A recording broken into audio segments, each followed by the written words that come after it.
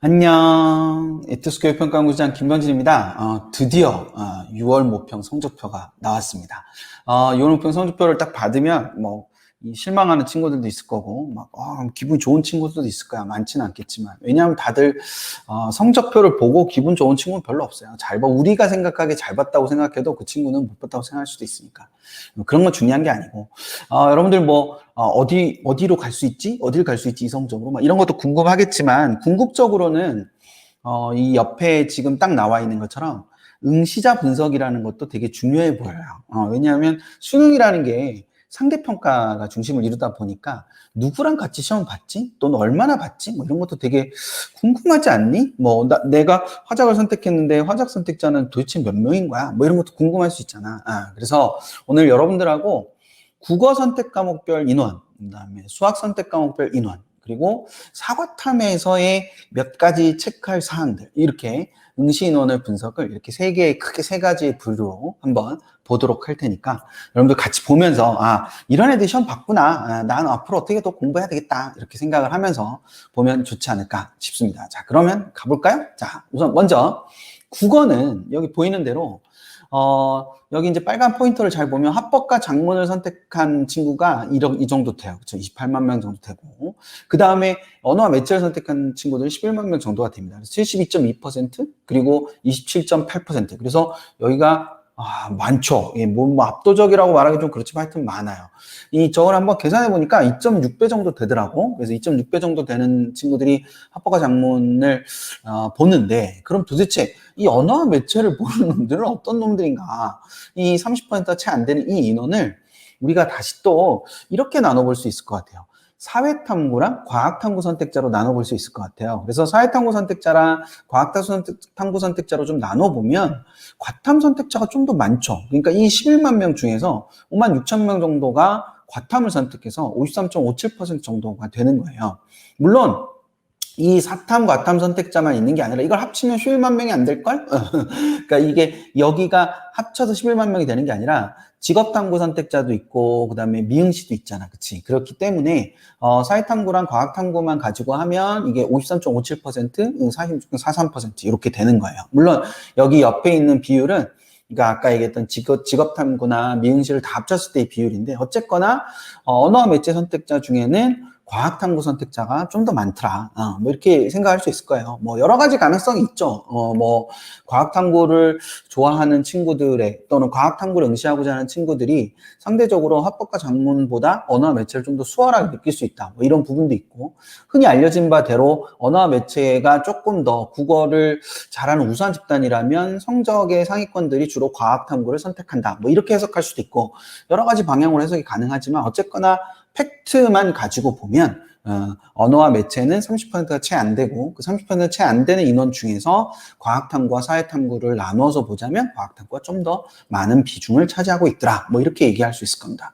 두 번째, 수학은 어떤가? 그럼 수학은 어떤가 보면 여기 보는 대로 확률과 통계, 미적분, 기하가 각각 55.4%, 37.1%, 그리고 7.5%. 기하가 우리가 최초에 예상했던 것보다는 기하 선택자가 조금 적어 보입니다. 그러니까 10% 정도가 될까? 이렇게 생각을 했었는데, 3월 학평보다는 많은 인원들이 보이는 건 맞지만 어쨌거나 7.5%라는 수치를 보이고 있어요.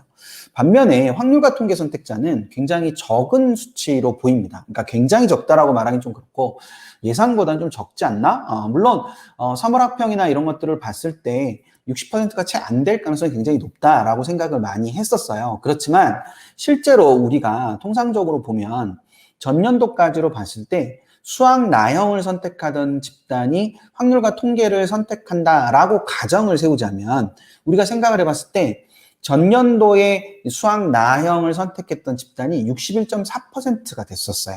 근데 올해 6월 모의평가에는 55.4%밖에 안 된다는 거죠. 그러면 나형 선택자보다 좀 더 적은 인원들이 확통을 선택했다. 아마도 이것은 기존에 나형 과탐을 했던, 나형 과탐이라고 불리는, 즉 자연계열로 진학하기 위해서 과학탐구를 선택하긴 하지만 수학의 학습량 때문에 나형을 선택했던 집단이 올해 같은 경우는 기본적으로 수원수투라는 공통 과목을 뭐 확통을 선택하든 미적을 선택하든 기하를 선택하든 무조건 해야 되기 때문에 학습량의 부담이 확통을 선택한다고 해서 굳이 많이 줄어든다라고 생각하기가 어렵다는 점에서 그 인원들이 좀 덜 빠져나왔다, 이렇게 생각할 수 있는 게 하나가 있습니다.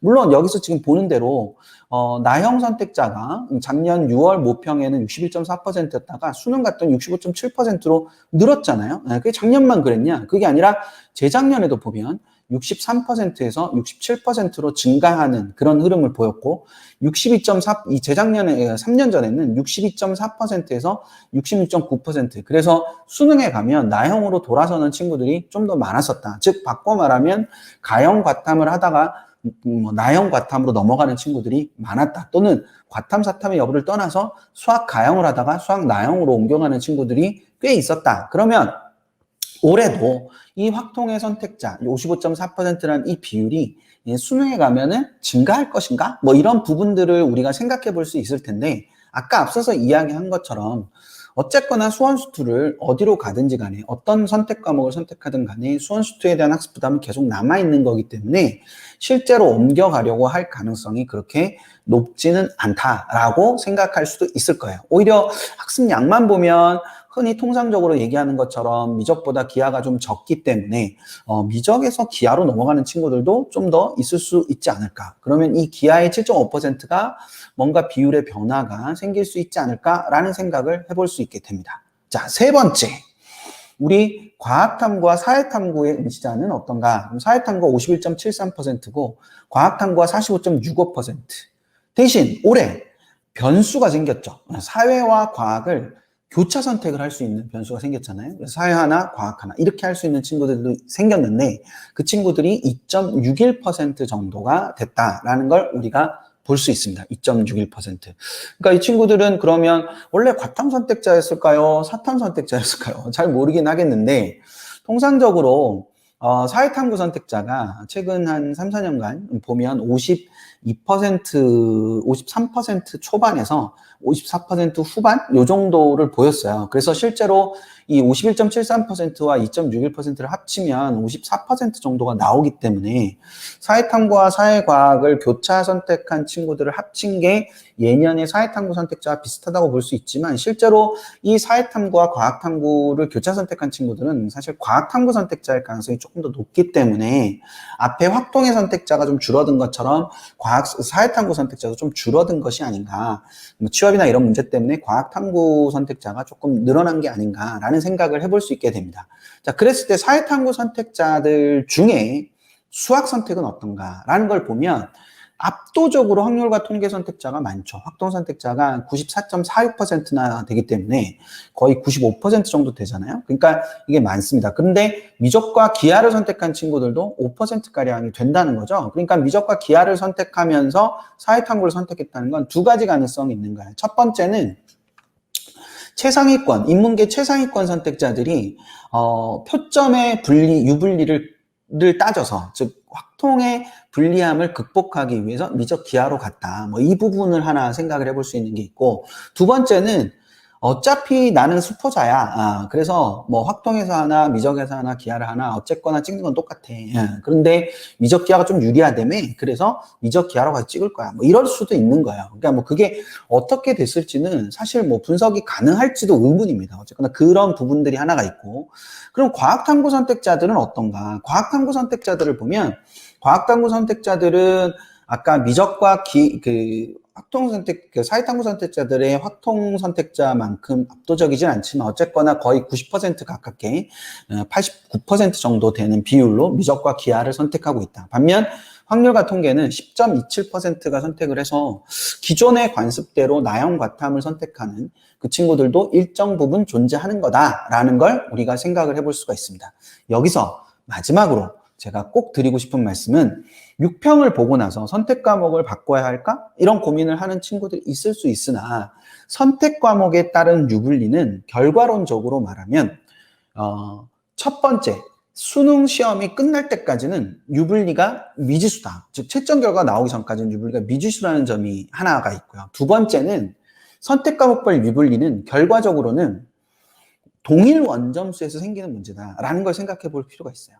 그러니까 동일 원점수를 받았을 때, 즉 확통을 선택하고 미적을 선택했을 때 동일원 점수를 받았을 때 미적이 유리할 가능성은 존재하지만 이게 동일원 점수가 아니라 확통에서 만점을 받고 미적이나 기하에 가서 95점을 받는다거나 혹은 96점을 받는다거나 93점을 받을 경우 또는 92점을 받을 경우 이럴 경우에 생각을 해보면 우리는 당연히 확통에서 만점을 받은 친구가 훨씬 더 좋은 성적을 가져올 수 있다는 거죠. 그런 측면을 생각했을 때 동일 원점수가 아니면 별로 의미가 없기 때문에 여러분들이 지금 선택한 과목에서 원점수를 훨씬 더 높이기 위해서 또는 원점수를 조금 더 만점에 가깝게 가기 위해서 노력하는 것이 필요하지 선택 과목의 유불리를 따져서 지금 선택 과목을 바꾸는 것이 해결책은 아니다, 만능은 아니다 라는 점을 꼭 염두에 두고 있으면 좋을 것 같아요. 알았죠? 마지막은 역시 꼰대처럼 이런 결론을 냈지만 여러분들이 지금 주어진 과목에 최선을 다하는 것이 훨씬 더 중요한 지점이라는 거 그걸 꼭 염두에 두길 바랍니다. 저는 오늘 여기까지 하고 다음에 점수 분석을 통해서 만나 뵙도록 할게요. 좋아요, 구독해 놓으면 점수 분석도 볼 수 있을 거예요. 안녕.